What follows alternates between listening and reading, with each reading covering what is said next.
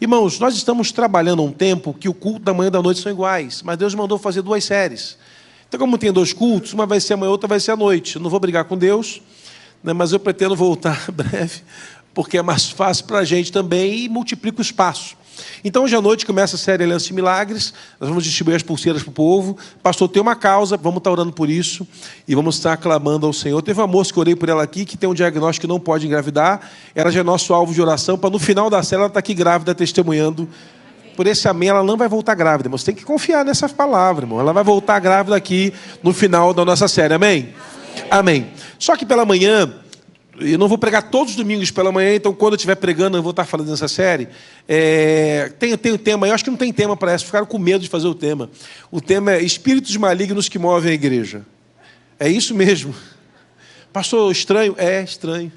Você já percebeu que fofoca tem na igreja desde quando a igreja é igreja? É impressionante, né, irmão? Maledicência, espíritos de autopiedade, espíritos malignos que se movem nos bastidores, a gente não está vendo, mas está... E como a gente sempre tem gente nova chegando, isso não tem a ver com agora, tem a ver com a vida inteira da igreja.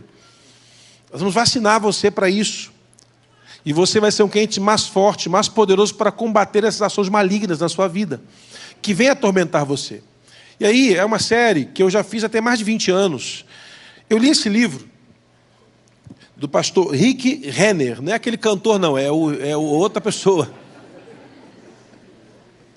Ele é um pastor americano, de uma igreja chamada Comunidade da Plena Graça, e ele escreveu esse livro em 1988. E olha o que ele escreveu em 88, nos Estados Unidos, falando sobre como a igreja vivia naquele tempo. Ele pregou uma série de mensagens na sua igreja. Ele diz, tem a alegria de fazê-la publicada por um livro, que é uma mensagem muito oportuna para ouvir e tem também o poder de impactar muitas pregações ao longo do mundo. Espíritos sedutores e doutrinas de demônios. É uma percepção da carta de Paulo a Timóteo acerca do tempo que estamos vivendo. Rick nos dá uma imagem clara, nos dando atenção a como Satanás age no mundo, especificamente se movendo dentro da igreja, intimamente no seu papel de corrompê-la. Também fala do ataque de Satanás à própria igreja, a fim de afastar o cristão de uma só coisa, do conhecimento da palavra de Deus, fazendo recorrer a coisas sobrenaturais que não estão envolvidos com a palavra do Senhor. Rick traz uma verdade equilibrada, nos fazendo entender que a palavra da verdade, sendo manejada corretamente, vai reconduzir a igreja a um caminho de plena transformação. Capítulos daquilo que ele trouxe na sua pregação, é interessante que ele fala do seguinte: o confronto do natural, do sobrenatural de Deus para os últimos dias, pessoas ingratas e profanas que vivem na congregação, um falso avivamento, pessoas que andam no pecado da obscuridade e ocultismo. Deus está vendo todas essas coisas. O que precisa ser ensinado à igreja nos últimos dias, ser um exemplo para todo o tempo, viver debaixo de manifestações plenas espirituais e vencendo os espíritos sedutores, doutrinas de demônios que estão sobre a igreja. Irmãos, isso não tem a ver com a nossa igreja, mas com a igreja de um modo geral. Onde se aglomera pessoas há interesses. E onde há interesse há uma ação do maligno. Eu queria ler para você o que Paulo escreve a Timóteo, na segunda carta de Paulo, capítulo de número 3. E hoje eu vou falar sobre o espírito de manipulação que se move na igreja. Você fique atento, se alguém cair endemoniado do seu lado, é assim mesmo. A gente está aqui para resolver isso em nome de Jesus. Não ri não, porque o negócio é sério. Paulo escreve a Timóteo no capítulo 3, 2 Timóteo, capítulo 3, a partir do versículo 1. Irmãos, olha o que Paulo escreveu há 2000 anos atrás para Timóteo, pastor da igreja de Éfeso, no 1º século. Sabe, porém, isto, que nos últimos dias sobrevirão tempos muito trabalhosos, porque haverá homens amantes de si mesmos, avarentos, presunçosos, soberbos, blasfemadores, desobedientes de pais e mães, ingratos, profanos, sem afeto natural, irreconciliáveis, caluniadores. Olha o quanto de calúnia a gente vê à nossa volta. Inconstantes. Parece que está falando de alguém que você conhece, né? Cruéis, sem amor para com os bons, traidores, obstinados, orgulhosos, mais amigos dos seus deleites do que amigos de Deus. E o que me chamou a atenção nesse texto foi o versículo 5. Tendo aparência de piedade, mas negando a eficácia dela. E aí Paulo dá uma dica para Timóteo: deixe, afaste-se. Olha o que Paulo está dizendo para o pastor Timóteo. Eles têm aparência de piedosos, mas negam a sua eficácia. Deixe, afaste-se. Irmãos, a primeira grande movimentação do inferno para uma ação maligna de influência contrária a uma pessoa, de manipulação, acontece no Éden. O primeiro casal que o Senhor plantou no jardim foi manipulado por uma serpente. Olha que interessante. Não havia outra pessoa. A Eva só ouvia o seu marido e ouvia Deus. O Adão só ouvia a sua esposa e ouvia Deus. Nas fábulas da vida, a gente vê aí elefante falando, coelho falando, gato falando. Mas na Bíblia, nós temos um personagem, que é uma mula, que exorta um profeta.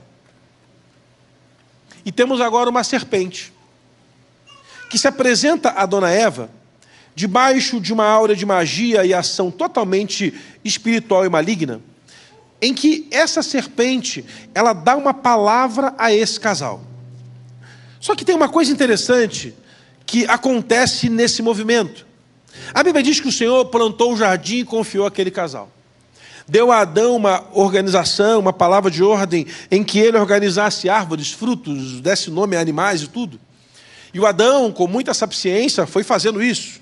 E ele desenvolveu esse trabalho, e a gente, claro, sabe que muito daquilo que o Adão foi estabelecendo naquele momento foi a partir de uma sabedoria que o Senhor deu a ele. Mas no capítulo 2 de Gênesis, a Bíblia diz que o Senhor visitou o Adão. E o Senhor, no capítulo 2 de Gênesis, versículo 16, fala: o Senhor lhe deu uma ordem: de toda a árvore do jardim comerás livremente, mas da árvore do conhecimento do bem e do mal não comerás, porque no dia em que dela comeres, certamente morrerás. E no versículo seguinte, o Senhor viu que não era bom que o homem estivesse só. Então vamos aprender aqui já a primeira coisa, um estudo teológico. Deus visita o Adão como a autoridade daquele jardim e fala: Adão, você governa tudo, aqui tem árvore, você pode comer do que você quiser, mas da árvore que está no meio do jardim você não pode tocar. Combinado, Adão? Igual como a gente faz com criança, entendeu? Se você mexer, pô, você vira de costas, o que a criança faz? Mexe. Aí o que a gente vai lá e pô, entendeu? Não mexe mais. Deus falou: não toque.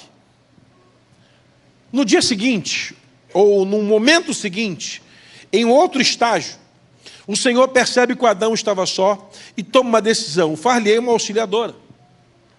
Essa vai cuidar do Adão, vai ajudar o Adão, vai ser aí uma auxiliadora. E Deus o entregou à mulher. Agora percebe que nós temos então uma percepção da história. Deus dá uma ordem ao Adão para que ele não toque no fruto. E Eva sabe de que não pode tocar no fruto. Então nós temos duas intenções aqui. Ou Deus visitou de novo para falar com a Eva que não podia tocar no fruto, ou que a teologia entende por revelação oral, o Adão ensinou a Eva de que não poderia tocar no fruto. Esse é o entendimento que temos. Olha, o Adão ouviu de Deus e a Eva ouviu do Adão.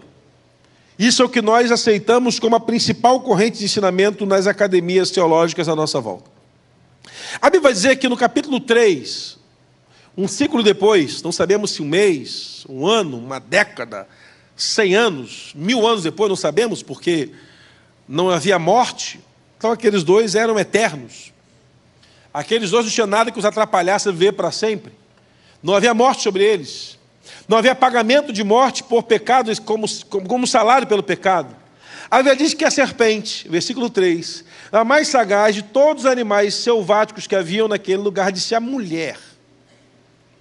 Ele visitou a mulher, não visitou o homem. O homem ouviu de Deus. A mulher ouviu do homem. E agora a mulher está ouvindo da serpente. Eva agora tem uma nova experiência espiritual. Ela ouvia Deus, ouvia seu marido e ouvia sua voz. Agora ela ouve uma quarta voz, a voz da serpente. não há para a gente nenhum indício de que havia outra pessoa. Na teologia convencional, tradicional que nós acreditamos, Deus criou Adão, criou sua esposa Eva, e dali para frente, são os dois. Não podemos afirmar que haviam filhos nascidos pré-parto, como também não podemos, pré-dor de parto, como também não podemos afirmar que haviam filhos. Então, o que a teologia faz quando há uma dúvida? Ela segue o padrão tradicional daquilo que é ensinado.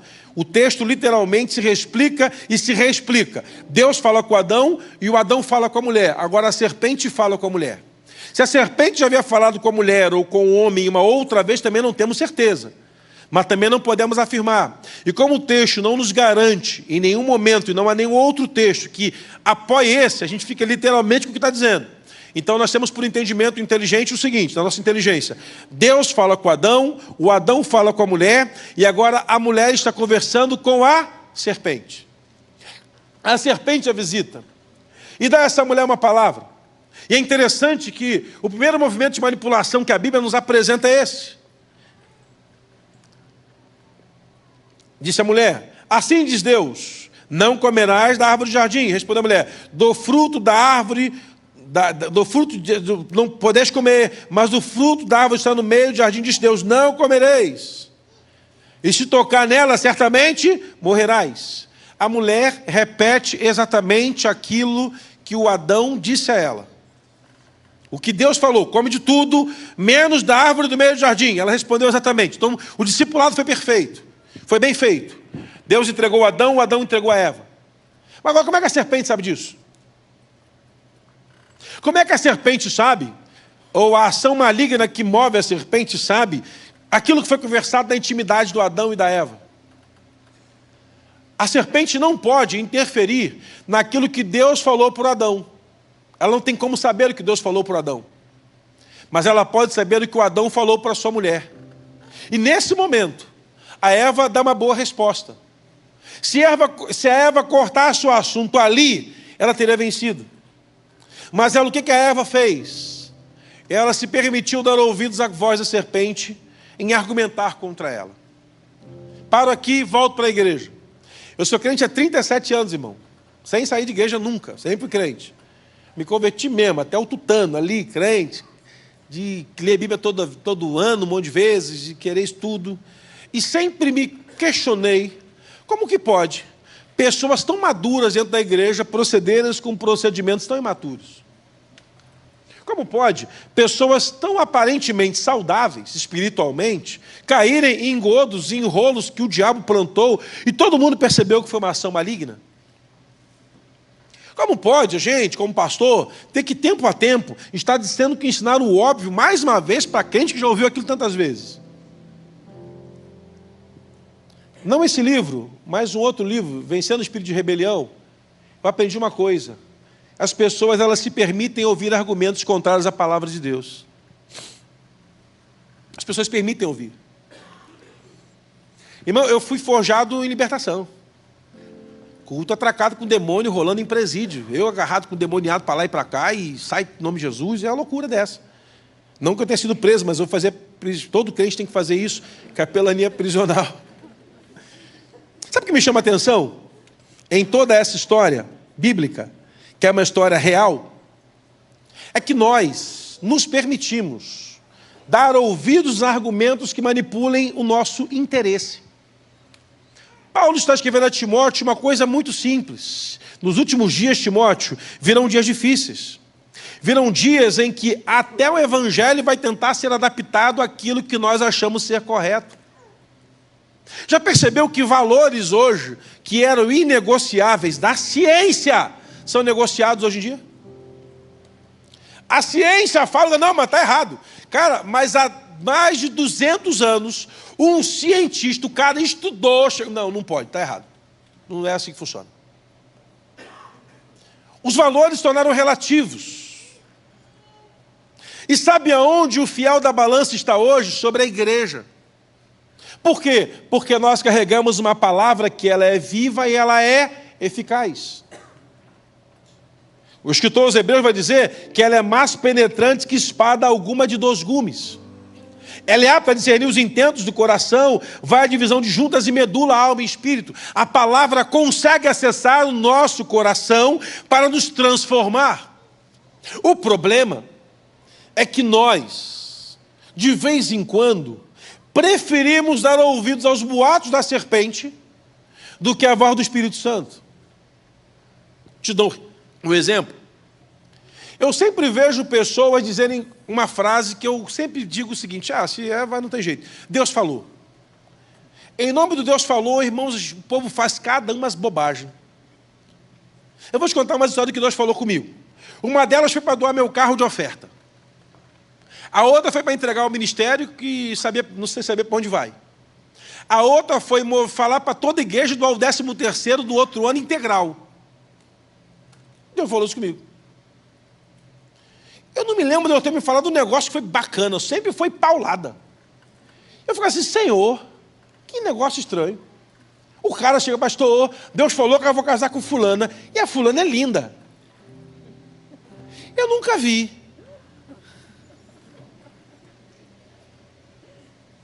Nesses 20 e tantos anos de ministério, um cabra chega e fala: pastor, Deus falou que eu vou casar com aquela, mas ela é feia. Eu nunca vi. Eu nunca vi. Nada contra, Deus tem que falar mesmo. Uma vez uma pessoa falou: pastor, se Deus te desse os 6 números da Mega Sena, o senhor jogaria? Eu falei: se Deus desse, jogaria. Por quê? Porque Deus me deu os 6 números da Mega Sena. E tu jogou? Joguei. E tu perdeu? Perdi. Então foi o capeta, filho. Você está confundindo as vozes.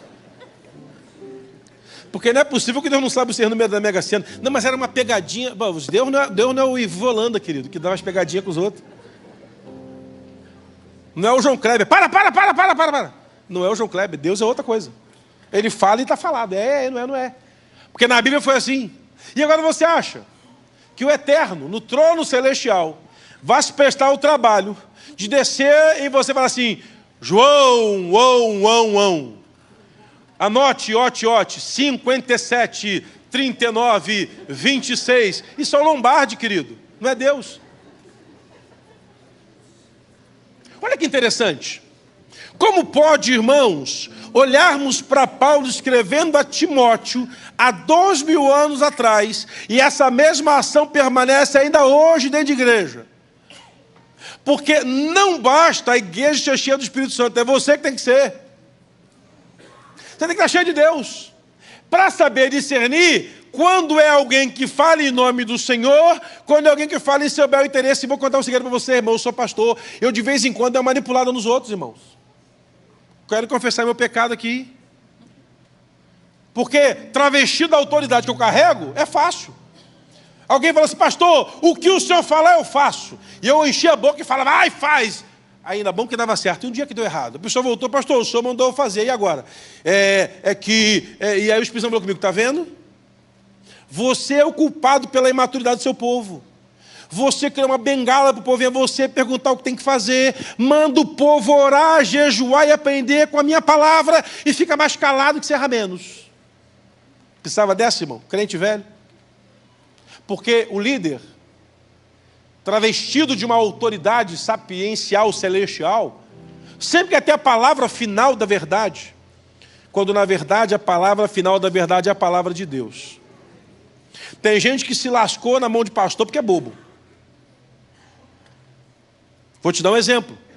Recebi um casal na igreja, que não era da igreja, um parente trouxe, sentou no gabinete: pastor, o rapaz casado há 2 anos queria separar da moça, porque Deus falou com ele através da líder que ele tinha que divorciar da mulher e que Deus tinha uma outra moça para ela casar, para ele casar. Curiosamente, a outra moça era filha da pastora. Olha isso. E esse moço pegou as coisas e foi embora de casa. Juntou a mala dele e foi embora de casa. A menina não entendeu nada, falou: o que aconteceu? Onde foi que eu errei? Não dá mais, não tem jeito e tal. E aí alguém liga: pastor, o senhor pode atender? Tem pastor? Tem, manda procurar o pastor. Não, o problema está no pastor. Tá, manda vir. E a agenda da gente, irmão, é um negócio meio chato. Porque a nossa agenda, irmão, ela é muito tumultuada. De vez em quando você pega um problema grande, outro problema meio gigantesco, que chegou o casal no último horário, no final de tudo, entre os dois, entra o casal que trouxe, senta na mesa, a gente ora, tinha lá um cafezinho, tinha uma água, e oramos e tal, vamos lá, o casal saiu, ficou só o casal recém-divorciado. Então, o que aconteceu, querido? Olha, pastor, o seguinte, Deus me visitou e me falou uma coisa. O quê? Eu sou um homem de intimidade com Deus, eu ando com Deus, eu oro, e Deus falou para te separar dela, e ainda usou para confirmar. Eu falei, vem cá, deixa eu te perguntar uma coisa. Desde quando você é espiritual assim? Desde muito tempo. Eu sou um santo de Deus, aleluia. Tchei, assim. Falei, que bênção. Deixa eu falar agora para você. Por que essa santidade toda não se revelou a você antes de você casar com essa moça, tirou ela de casa e levou para o altar e casou com ela? O nome disso é mau caratismo, cara.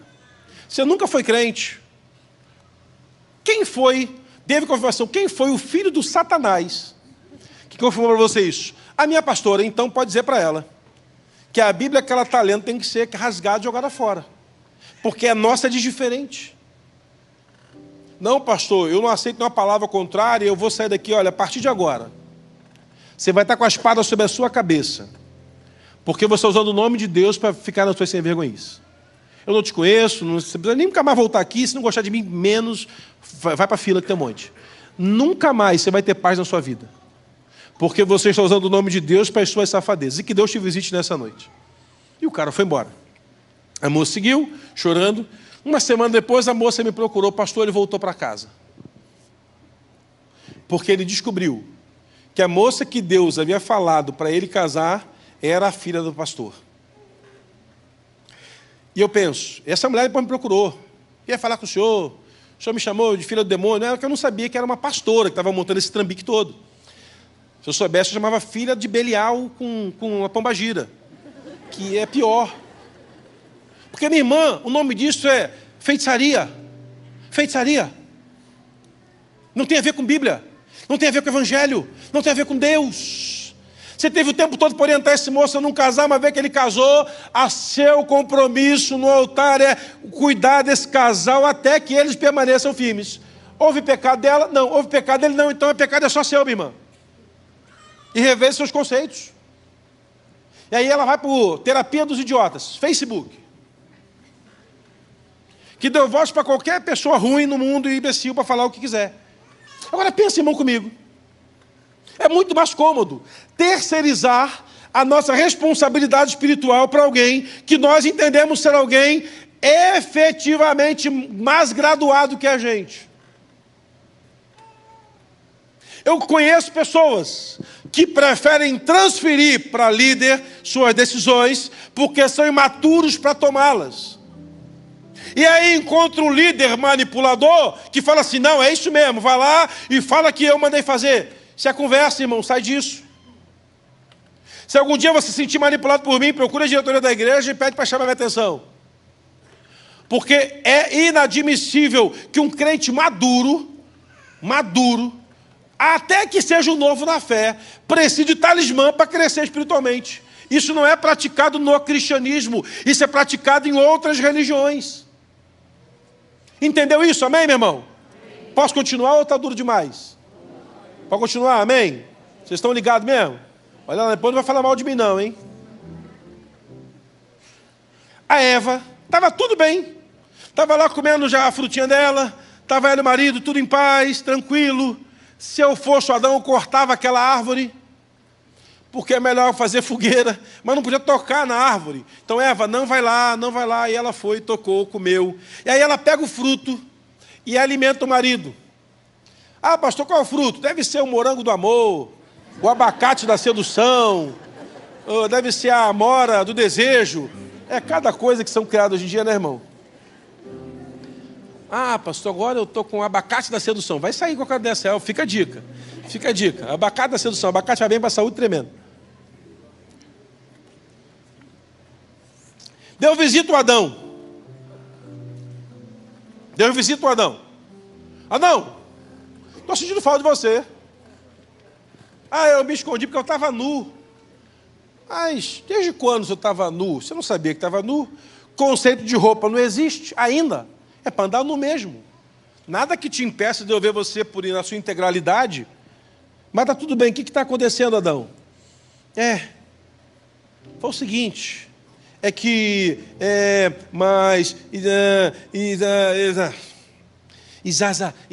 já viu? Já viu quando você não sabe o que vai explicar, você fica inventando? Tá bom, Adão. Tá bom. Você comeu? Comeu. Senhor, mas é o seguinte. Temos uma responsável nisso. Então quem é, Adão? A mulher que o Senhor me deu. Foi ela que me deu a fruta. O Adão, que era um sacerdote de primeira, virou o maior transferidor de autoridade da história. O que o homem maduro faz quando erra? Eu errei, me desculpe, quero pedir perdão. Eu não tenho dificuldade com isso. Me lembro de uma vez que teve Yom Kippur e eu estudei sobre isso. E dia 30 de dezembro eu cheguei na igreja, irmãos, não foi 30 de dezembro, 30 de dezembro é dia de Yom Kippur.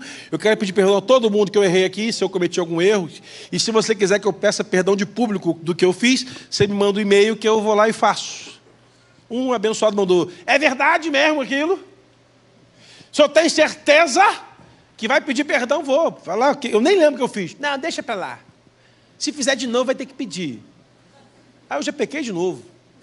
Miserável. Um dia eu ouvi uma frase, alguém falou: pastor, se eu tivesse que mandar embora da igreja, eu faria uma lista. Irmão, peguei a caneta na hora. Aqui já tem uma listinha já. Eu comecei. É pequena, mas tem. Comecei a fazer. E aí Paulo escreve a carta aos Tessalonicenses, dizendo àquela igreja que os insubordinados precisavam ficar na congregação. Eu falei: eu vou ter que aprender a conviver. Gente ruim é que faz você jejuar e orar mais, sabia? Gente ruim faz você gastar joelho, orar, jejuar, fazer voto, consagrar. É isso aí.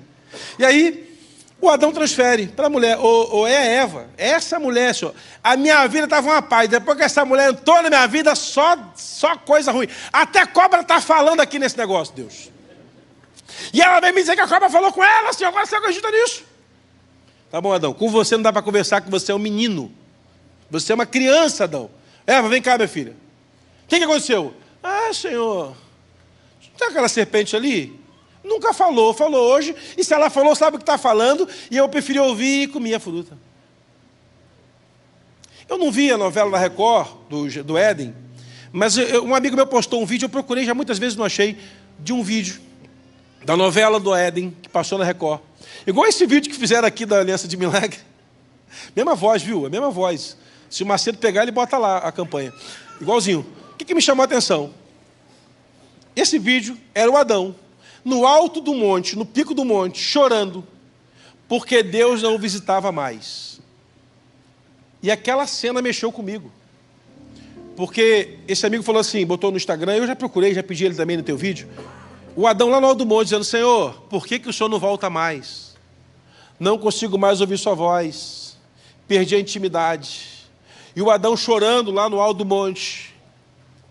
E aí é um teólogo chamado Agostinho, o famoso Santo Agostinho, que diz que ao pecado do Adão, o céu celebra também a dor da distância.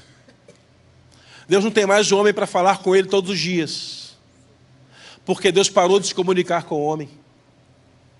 Passa o dia, nasce o Caim, nasce o Abel, e Deus restaura aquilo, porque agora Deus levantou um pastor, que vai colocar uma oferta no altar, e Deus vai receber aquela oferta. E o Caim, que não colocou a oferta no altar, se irritou pela oferta do irmão. E sabe o que Caim fez? Matou Abel. O poder da restauração do altar que estava na pessoa do Abel é destruído por aquele que não conseguiu dar a mesma oferta. Há um espírito de inveja que se move desde o jardim. Porque quem ensinou para o Caim a inveja? Quem ensinou para o Caim que a oferta que Deus recebeu do outro é melhor do que a dele, senão o próprio Deus dizendo que a rejeitou, e agora ele quer com as suas próprias mãos fazer vingança? Irmãos, nós vamos quebrar esse espírito sobre a vida da igreja em nome de Jesus. Nós vamos aprender a celebrar com as pessoas que celebram as suas vitórias. Isso é igreja. Agora, olha o que me chama a atenção: o poder da manipulação destrói uma família inteira.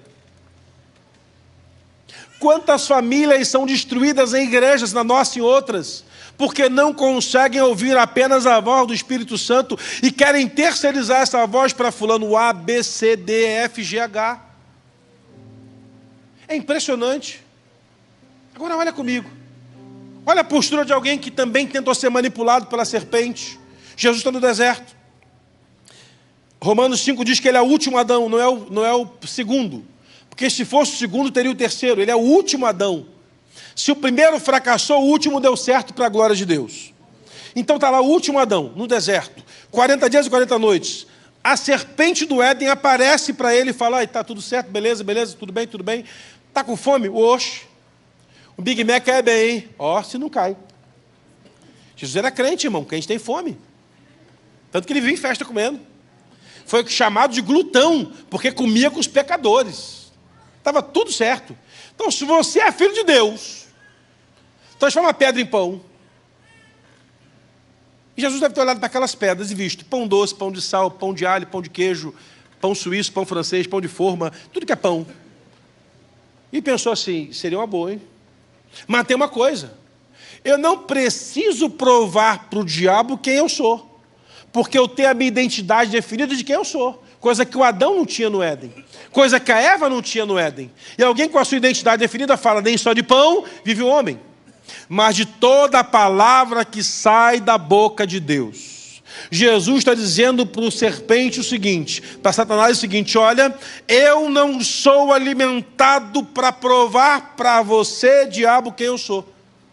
Você vai me reconhecer pelos meus frutos, mas eu sou alimentado pelo pão vivo. Eu sou alimentado pela palavra viva. Quem come dessa palavra não tem fome. Quem bebe dessa fonte não tem sede. Quem se alimenta da palavra do Senhor sempre será saciado no seu espírito, porque assim é.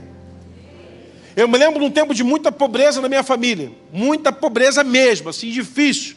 E era na época de férias escolar, era uma luta, que não tinha merenda na escola. E na merenda na escola era uma beleza, era comida farta. Eu estava em casa e com fome, minha avó falava assim: vai ler a Bíblia, que ler a Bíblia mata a fome. Eu não sei com você, mas comigo matava. Talvez daí venha a expressão fome de Deus. Porque eu li a Bíblia com fome e eu esqueci que tinha que comer, porque era uma refeição só por dia naquele momento. E geralmente ela era a janta. E o que me chama a atenção? O próprio Satanás, ele insiste com Jesus e leva ele até o ponto mais alto. Fala: se você se prostrar e me adorar, eu te dou tudo isso aqui. Jesus fala: fica tranquilo, Satanás, calma teu coração. Vai ter um dia que eu vou pegar a chave do inferno e da terra, de tudo. Fica tranquilo, não precisa de nada. Se o Adão te entregou a autoridade sobre a terra, fique tranquilo, eu vou pegar de volta, mas vai ter um dia especial para isso. Mas aprende uma coisa: não adorarás a nem outro, nem prestará culto a ninguém. A gente critica isso aí, né? Não, mas tem gente que presta culto à liderança evangélica, cantor gospel, esse negócio todo. Tem uma igreja batida no Rio de Janeiro. Quando o pastor presente não estava, eles viravam a cadeira ao contrário e cobriam com pano vermelho. E os irmãos chegavam, você vê que o pastor não estava, eles iam embora. Eles iam embora. Porque se o pastor fulano não pregasse, eles iam embora. E eu perguntei uma vez ao irmão que era de lá, que era seminarista, estudava comigo, falou: cara, ele falou assim: rapaz, há uma idolatria ao pastor da igreja, um negócio louco assim, é quase que um papado. Irmãos foram votar, porque o pastor já havia falecido, foram convidar o novo obreiro. Quando convidaram, as irmãs Carolinha estavam na frente chorando, só faltou ter um texto na mão, chorando com a Bíblia assim: aleluia, havemos pastor, havemos pastor. Que coisa, irmãos. E agora vamos lá. Eu sou líder, sei disso. Isso é bom para a gente, irmão. O pastor chegou, aí você emperdiga o peito, né? Satanás sabe colocar a semente certa para destruir nosso coração também, irmãos. Essa é uma ação maligna. Primeiro, que a gente precisa entender, é de Satanás, ele vai fazer sempre o trabalho dele. A nossa luta não é contra a carne ou contra o sangue, mas contra principados e potestades dominadores desse mundo tenebroso nas regiões celestiais. Há uma batalha acontecendo. Ela é uma batalha diária, irmãos. Todo dia. O Tales fala que todo dia o pecado vem e chama. Mas eu escolho Deus, eu escolho. É isso que tem que fazer. Sabe o que me chama a atenção em toda essa história de Paulo a Timóteo? É que Paulo dá uma dica para Timóteo: Timóteo, te afaste. Afaste-se. Afaste-se. Afaste-se. Mas parece ser legal. Afaste-se. Se trouxe prejuízo no seu crescimento espiritual, afaste-se. Pastor, como que eu venço isso? Primeira coisa, Detecte perfis. Não só aqui, mas qualquer lugar que você for. Tinha um pastor que eu tinha uma grata admiração por ele, havia lido os livros dele. Passei a chegar em lugares onde ele estava, em que ele chega por último e sai primeiro. Eu passei a não gostar mais de ler e ouvi-lo. Tinha uma admiração realmente, assim, lia, falava, nossa, sensacional. Escrevia as coisas que ele... Eu chego, ele nunca estava. Eu saía, ele chegava depois que todo mundo e saía antes dos outros. Aí ele usou uma vez, falou, não, mas eu tenho dificuldade com relacionar com gente. Então você não pode ser pastor abençoado. Ia falar infeliz, mas ele é feliz. Não pode. Porque nosso negócio é gente. Como é que vai, tudo bem? É que abraçar o povo, como é que pegar a criança remelenta no colo? Igreja é isso, pastor é esse negócio aí. É parar no ponto do ônibus para falar com os outros, não deixa aí, eu pego o próximo. É parar no mercado para conversar com o povo da igreja. Isso é o igreja, pastor é esse negócio aí. Não, irmão, eu não gosto de gente. Está no ofício errado. Está no ofício errado. Como é que a gente detecta, então? Primeira coisa, observe sinais. Observe sinais. Toda pessoa que carrega sobre ela um espírito de manipulação, ela sempre tem um espírito de autopiedade. É todos contra mim. O mundo gira contra mim. Está tudo contra mim. Ó vida, ó céus. Havia um personagem chamado Coitado, na Praça Nossa. Era muito engraçado. Era uma senhorinha vestida maltrapilho. E ela falou assim, coitado, eu achava aquilo, eu ria daquilo, achava legal. Até um dia que eu fui expulsar um demônio. No encontro com Deus. E estava eu lá, e o demônio falou, você fica rindo de mim na sua sala, mané. O demônio carioca fala mané.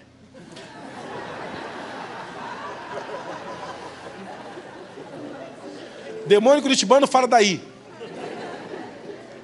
Demônio gaúcho fala bah. Demônio mineiro fala uai. Demônio paulista fala meu. E assim vai, Brasil afora, são demônios diferenciados em cada lugar. E eu irado, falei, não, sou de Deus, não perco tempo com você. E o demônio falou assim, coitado. Na hora, a voz da personagem veio no meu ouvido. Eu entrei em pânico com aquilo. Expulsei o demônio. E fui ver de novo o programa. É uma mulher com espírito de Maria Mulambo, toda maltrapilho, chamando as pessoas de coitado. E isso era clichê na igreja. Coitado, coitado, coitado. E aí eu fui estudar sobre isso. Não é possível. E cheguei a uma conclusão de que eu, pela minha ignorância, usava uma palavra que o inimigo usava para amaldiçoar pessoas. Passei a chamar todo mundo de campeão. Vai vitorioso, vai campeão. Porque na dúvida eu estou liberando a palavra de bênção na vida do sujeito. Porque ninguém quer ser derrotado na vida, quer ser campeão. Agora pensa comigo, irmão. O espírito de autopiedade cega. Tem pessoas que são manipuladoras, nem sabe. Você vai vencer essa sua vida hoje em nome de Jesus. E tem pessoas que são manipuladas porque sentem a dor do... meu misericórdia, Deus. Irmão, em nome de Jesus. Você caminha de fé em fé, de glória em glória. As aflições do tempo presente não se comparam com a glória que a nós é de ser revelada. Sabe o que é isso? Apesar de estarmos passando dias difíceis, nós não temos o direito de usar a nossa dor para que as pessoas se compadeçam de nós. E isso serve para todo mundo, toda a igreja, todo crente, eu, pastor, os pastores, diácono, líderes, todo mundo. Temos que entender o seguinte, irmãos, nós carregamos a revelação do céu na nossa vida. Então o que o inimigo faz? Ele cria um factoide, um fato, uma situação, a fim de que sejamos manipulados. É só você ter uma informação. A gente, de vez em quando, eu acompanhei um pouco mais política, hoje eu acompanho menos, mas você via, as notícias eram dadas de maneiras completamente diferentes. Quando um time de uma cidade vence de um estado, vence o time de outro estado, a matéria no mesmo jornal é colocada de forma diferente. Lá ela tem que alegrar aquele público de lá que perdeu e tem que exaltar o público aqui que ganhou. E assim vai. Eu fico pensando, o que acontece? É possível manipular uma informação e é possível manipular até a Bíblia. É engraçado isso. Existe um homem, nos anos 70, Jim Jones. Esse camarada criou uma religião. Ele era metodista de nascença e conversão e batismo. E ele criou uma religião. E eu não sei se é obrigado ou não, porque há várias vertentes. Num culto na Guiana Francesa, 920 pessoas tomaram veneno e morreram coletivamente. Baseado no entendimento. Se tomarmos bebidas mortíferas, não nos causará mal algum. Marcos capítulo 16 versículo 9. Leu, versículo 20, alguma coisa. Lá embaixo, no finalzinho, lá no final. Leu o texto. E foi falar. Esse homem disse, morremos aqui, veremos a Nova Jerusalém. Alguns alegam que foram obrigados, outros alegam que foram por espontânea vontade. Não sei, mas como que pode? Aqui no interior do Brasil, em Goiânia, tem um grupo religioso, que o pastor da igreja agora é Deus. Ele é o Deus. Ele tem uma chácara gigantesca, ele é Deus. No Paraná temos o Cristo, está aqui com a gente, anda de bicicleta de vez em quando pelo interior aí, vai no programa do Faustão, no de Janilo Gentili, meu pai, salá, tchau. E tem gente que segue. Usa a Bíblia. É engraçado, irmãos, sabe o que é? É que é possível que alguém use a palavra da verdade para te ensinar mentira. Porque a serpente, ela não começou com mentira. Ela começou com verdade. E a serpente usa de uma tática que todo espírito manipulador usa na nossa mente. Usa verdades, meias verdades, que para a Bíblia são plenas mentiras. Meias verdades na Bíblia são o quê, meu irmão? Plena mentira. É interessante que vivemos uma fase, irmãos, vivemos um tempo como igreja, de que por mais que o templo esteja cheio, tem pessoas que estão vazias, imaturas, não conseguem entender, examinar as Escrituras. Jesus falou isso em João capítulo 5, porque cuidaste ter nela a vida eterna e são elas que de mim testificam. Aplaudimos os bereanos, por exemplo, que eram aqueles que ouviam a palavra e conferiam se aquela palavra era uma palavra apostólica. Paulo orienta a igreja no texto dos dons, dizendo o seguinte: há uma bênção, uma profecia, mas que haja alguém que julgue a profecia. Haja alguém que julgue o profeta. Haja alguém que olhe o que está sendo dito e diga, isso é fato, isso é errado. Agora seria bem legal se a gente botasse aqui uma banca durante a pregação, e à medida que a gente fosse pregando, alguém fosse não avaliando, mas não, isso está errado, isso está certo, está errado. Seria mais ou menos isso. Agora pensa, irmão, pensa, se Paulo está dizendo que é importante julgar a profecia, é porque se levantavam falsos mestres, falsos líderes, falsos profetas. É impressionante o quanto de gente que fala em nome de Deus, mas não vive em Deus. Em nome de Deus, irmãos, vivemos a idade das trevas, onde a igreja em Cruzadas matou mais pessoas do que todo outro grupo religioso. Sabe por quê? Porque usava-se o nome de Deus. Aí alguém um dia descobriu que era possível mudar isso. Vamos reescrever a história. Vamos fazer uma reforma. Vamos olhar o que está certo e o que está errado. Vamos olhar o que está certo e errado. E aí Lutero chega a uma conclusão. Há um negócio engraçado aqui. Há um camarada que profetiza para beneficiar o governo. Não pode. Se tem que profetizar contra o governo, profetiza contra o governo. Aí eu paro e olho para Lutero e falo, uau, Lutero descobriu a palavra. Não, Lutero não descobriu nada. Há um profeta chamado Micaías na Bíblia que levou um soco de outro profeta porque profetizou contra o rei. O rei estava em pecado, o profeta chegou e falou assim, olha, é o seguinte, rei, Deus vai dividir o teu povo, vai matar a sua casa, vai acabar com a sua família. Aí veio um ungidão do rei e deu um soco no profeta, puf! Você não pode falar contra o rei. No dia seguinte, o que aconteceu? Destruição no povo, divisão do reino. Ou seja, existiu, sempre existirá profetas que vão profetizar favorável a B, C ou D. Irmãos, eu queria estar falando aqui de conquista, de vitória, da oferta. Eu queria estar falando isso. Ah, irmão, vamos dar 300... Irmão, tem que levantar 300 mil até esse domingo, que segunda-feira, dia 10, aí. Eu queria estar falando o contrário. Mas já vai falar assim, não, é para botar pente fino, é para achar pecado na unha. Estou aqui para isso. Por isso que eu estou bonito aqui hoje. Para você não ficar com mais raiva. Mas você vai sair daqui sarado em nome de Jesus. Agora, o que Paulo está ensinando a Timóteo? Timóteo, nem todo aquele que diz Senhor, Senhor, entrará no reino dos céus. Jesus fala essa expressão referindo-se a ministérios poderosos, de alguns que chegarão e falam, Senhor, em teu nome curamos enfermos, em teu nome operamos sinais, em teu nome expulsamos demônios. E Jesus vai dizer para mim, apartai-vos de mim, maldito, que eu não vos conheço. Que coisa estranha. Porque vai ter gente que no último dia vai dizer, Senhor, eu nunca expulsei um demônio, eu nunca curei um enfermo, eu nunca vi um sinal. E o Senhor vai dizer, entra no gozo do teu Senhor. Porque o que nos leva para o céu não são os sinais que operamos. É o caráter de Cristo que carregamos na nossa vida, transformado e lavado e remido pelo sangue de Jesus. Eu vi uma frase do pastor Sebastião há muito tempo, de que pessoas, eu sempre uso essa frase, que arrotam muito a santidade, querem, na verdade, esconder carnalidade. Se mostram piedosos, mas negam a eficácia da piedade. Afaste deles. Paulo está dando uma dica para a igreja Alameda hoje, para mim e para a sua vida. Nós temos o direito de caminharmos segundo a palavra do Senhor em todo o tempo. Podemos ser manipulados por todo o vento de doutrina que vier, mas também podemos combatê-los e vencê-los em nome de Jesus. Satanás nunca vai deixar de ser Satanás. Vai sempre mover sobre a igreja algo que a paralise, porque nunca veremos uma serpente rastejando e falando com pessoas, mas veremos pessoas falando em nome da serpente à nossa volta. De lá para cá, o diabo mudou a estratégia. Se a serpente impressionou a Eva, ele agora usa o bom discurso. Um bom discurso, irmãos, nos leva a uma sabedoria plena, a um conhecimento mais maravilhoso, quando na verdade o que precisamos é de profundas experiências com a palavra de Deus e com o Espírito Santo. O que nos transforma são profundas experiências com Deus.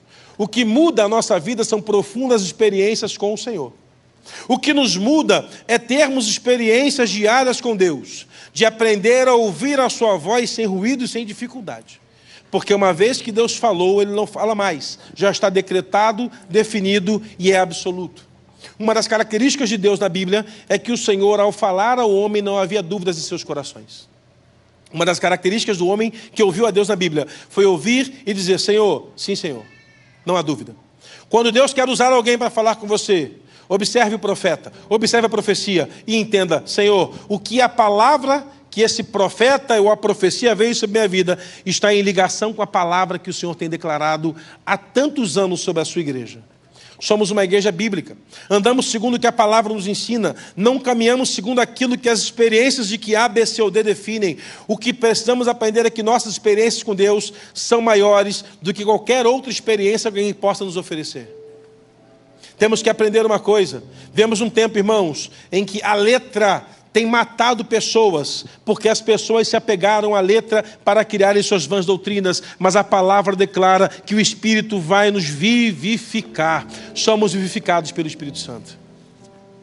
Dessa forma, irmãos, Paulo vai terminar esse capítulo dizendo o seguinte: olha, tem muita meninice que você vai ver no ministério. Você vai viver tempos de homens que serão maus, enganadores, que enganarão a outros, e assim vai ser. Porém, faça uma coisa: para você ser um homem maravilhoso, seja perfeito no seu caminho, porque Deus é perfeito. Para o homem de Deus, seja ele perfeito e perfeitamente instruído em toda boa obra. 2 Timóteo 3,17. Para que o homem de Deus seja perfeito e perfeitamente instruído em toda boa obra. É possível caminhar com uma vida plena debaixo da mão poderosa do Senhor. Se coloca de pé para a gente tomar ceia nesse momento. Pega o pão e o cálice. Jesus pegou o pão e nesse pão ele diz: quem não come dessa carne não faz parte de mim. Então vamos fazer parte disso no Senhor. Eu quero convidar você a fazer um momento de oração no seu lugar, a orar inicialmente pela sua vida.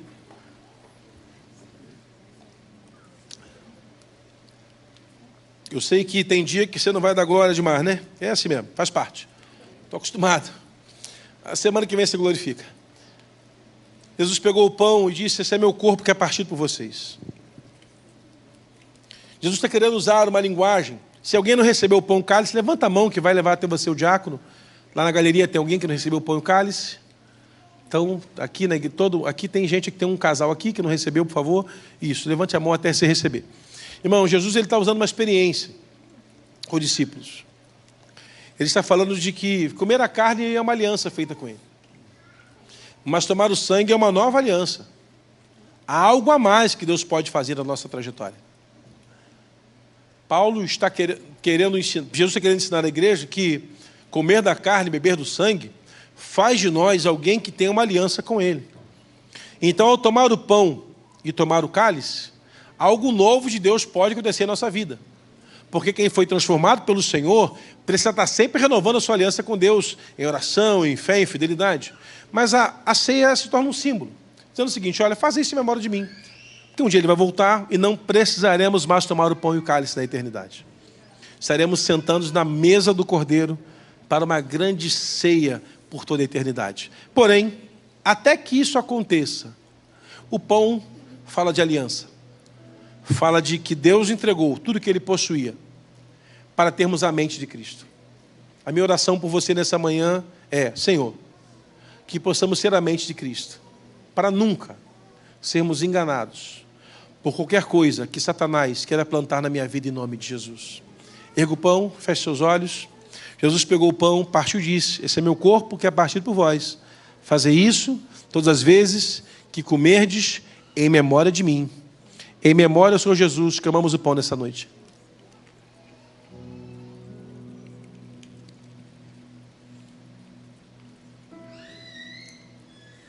Depois de haver ceado, Jesus tomou o cálice dizendo: essa é uma nova aliança.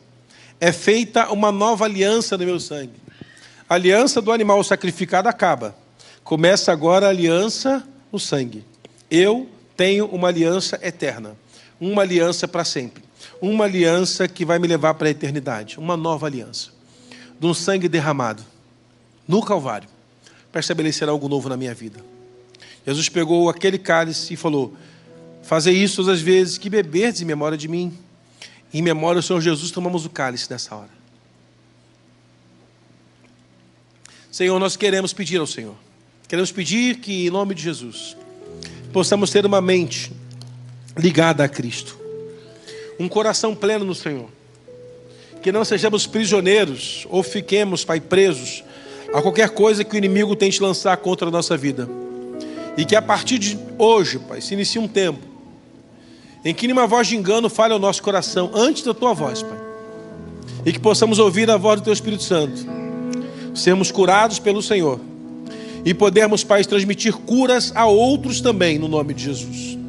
Se um dia uma serpente tira um homem do jardim, a Tua palavra diz que o Cordeiro que desceu do céu nos colocará de volta lá. Estaremos contigo eternamente. Porque o Cordeiro de Deus tirou o pecado do mundo. Que o Senhor nos abençoe, Pai, nesse tempo. E que nessa jornada, Pai, nesses próximos dias, possamos ver a aliança do Senhor conosco, Teu milagre conosco, e possamos avançar debaixo da Tua mão poderosa, em nome de Jesus. Dê um forte aplauso ao Senhor. Que Deus te abençoe. Vá em paz. Até a noite, 18h30, Aliança de Milagre.